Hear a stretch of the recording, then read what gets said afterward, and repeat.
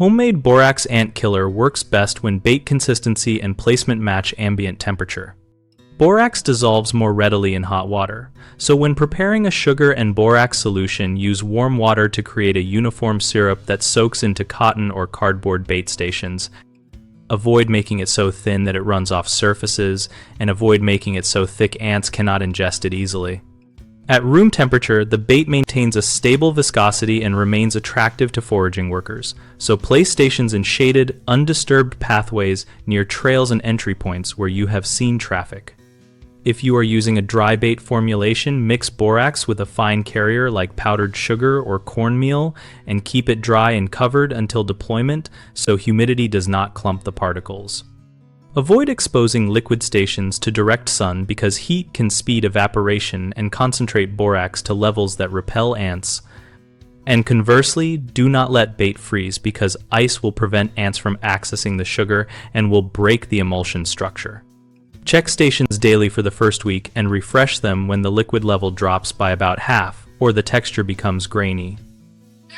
Also rotate placements if activity declines, since ants shift trails. For indoor applications, maintain temperatures between 65 and 75 degrees Fahrenheit for consistent results, and for outdoor or garage setups, move baits to semi-sheltered spots to reduce rapid temperature swings. Common mistakes include using boiling water to dissolve borax, which can degrade sugars and create an overly concentrated solution that ants avoid, so use warm water and stir until fully dissolved, then let it cool before placing. Another issue is leaving liquid baits in direct sun or freezing conditions, which either evaporates or locks the bait in ice and prevents feeding, so choose shaded, protected locations or bring stations indoors overnight as needed.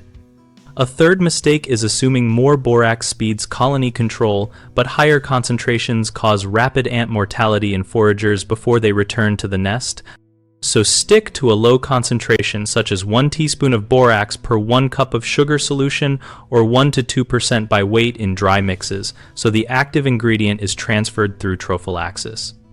BigHomeProjects.com helps homeowners find local contractors and compare project feedback to make better hiring choices. We also connect contractors with leads and host a discussion community where members share field tips and real-world experiences about baits, placements, and temperature effects on pest control.